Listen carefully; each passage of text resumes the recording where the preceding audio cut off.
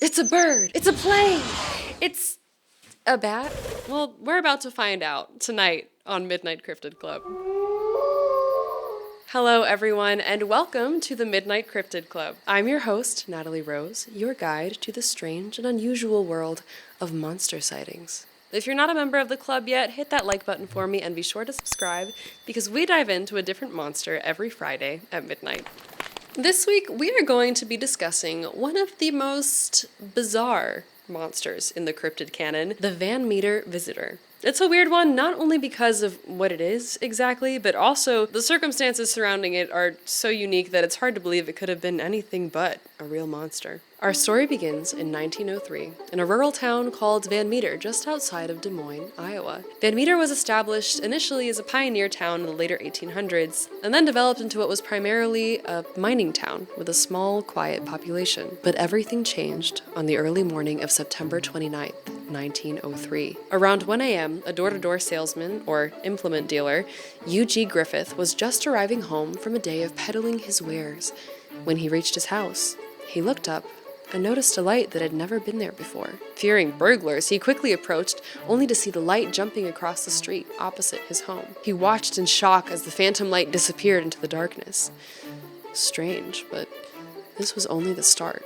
The next day, early on September 30th, around 12:30 a.m., a Dr. Alcott was sleeping in the room attached to his office. He was awoken suddenly by a bright light in his face.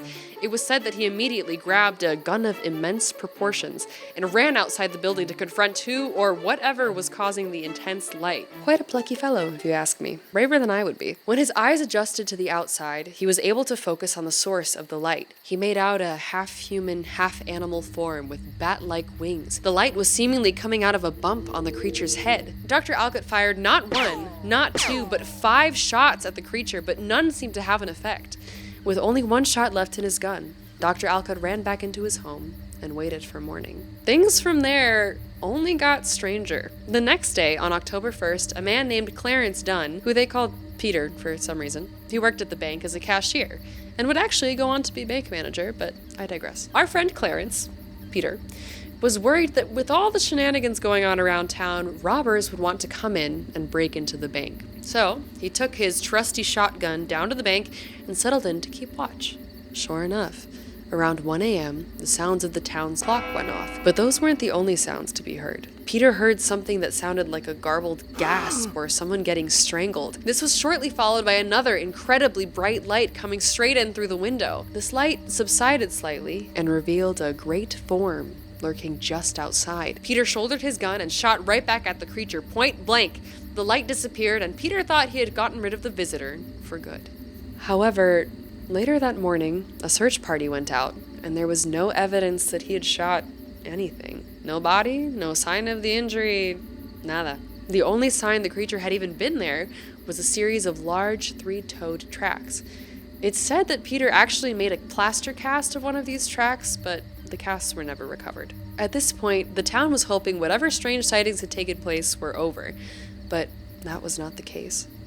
Later in the evening on October 1st, the same day that the town had thought Peter had eradicated the visitor, a local businessman, O.V. White, was jolted awake by a grated, rasping sound. He knew that it must be the monster and instinctively grabbed his gun and opened his window. As his eyes adjusted to the darkness, he could see the monster's form almost right ahead of him. He took aim and shot, but instead of crumpling in front of him, the monster reared its head and turned its bright light right at him. A strong, foul odor seemed to emanate from the creature and stupefy Mr. White. Luckily, his first gunshot had called in some backup. Sidney Gregg heard White's shot and ran out of his home to see what the trouble was on Main Street. He rounded the corner to see a creature scramble down a telephone pole. He said that it had the beak of a parrot and stood at least 8 feet high when standing in front of him. The light shone out of its head and it spread its great featherless wings wide, but before Gregg had enough time to process what was happening, a train on nearby tracks came barreling through town and it startled the creature, who took off, allegedly leaping like a kangaroo and headed towards a nearby coal mine.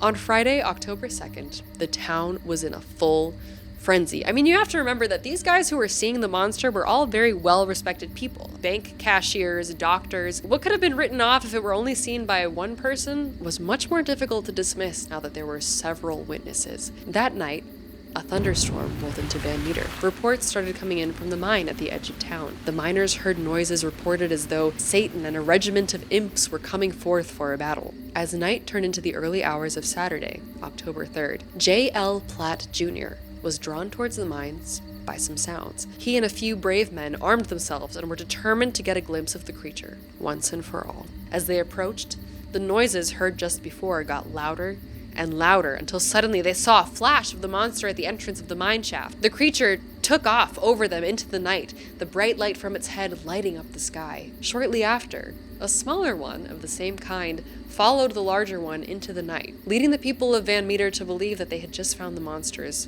lair. Word spread quickly through the town, and a small army of townsfolk, all armed, congregated at the entrance of the mine and began to wait. They waited, and waited, and waited.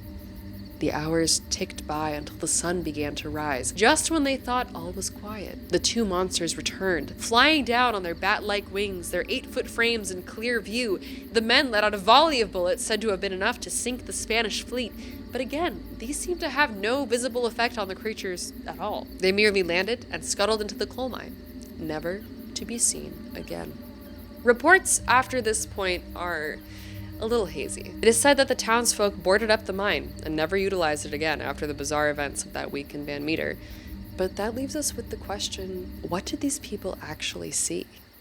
So, a few cryptozoologists have drawn similarities between the Van Meter visitor and other sightings around the U.S., like the 1902 Snallygaster sightings in Baltimore, or the Stansbury Island creature sightings in Utah that were actually around the same time. Some have even likened the visitor to the Jersey Devil, though this comparison isn't exactly accurate because the visitor's 3-toed tracks are very different from the Jersey Devil's hoofprints. If we were to assume that our friend the visitor was a real creature, we can draw some comparisons from animals that we find on Earth. The visitor would stand about 8 feet tall. Perhaps the best overall comparison would be that of pterosaurs that went extinct at the end of the Cretaceous period. These animals had the leathery wings, thought to be featherless, the horns, and the long beak that is described to be seen by the people of Van Meter. Differences are that pterosaurs actually had 4 or 5 toes instead of the 3 that were allegedly cast by our friend Clarence, or Peter. However, pterosaur wings weren't the most agile.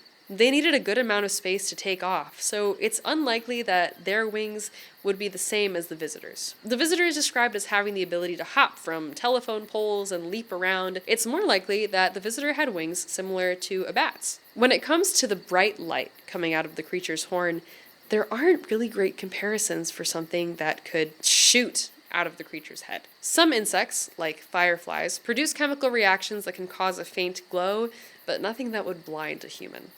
In recent years, authors Chad Lewis, Kevin Lee Nelson, and Noah Voss have revived the legend of the Van Meter visitor with their book on the subject, which was published in 2013. And that's actually where a lot of our information comes from for today. I highly recommend you check it out, and I'll have a link in the description for that. Since then, the Van Meter Visitor Festival is actually held every year in Van Meter in September. Festivities include the walking tours of the city, following the monster's tracks, special guests from the cryptozoology community, and vendors of all kinds. This year, the festival will be held on September 27th, and I actually hope to make it out for one of the tours. They, surprisingly to me, actually have a huge following, with VIP tickets selling out months in advance. So I'm interested to see what we'll find. Thank you so much for spending some time with me and our friend, the visitor. Is this a cryptid that you guys have heard of before?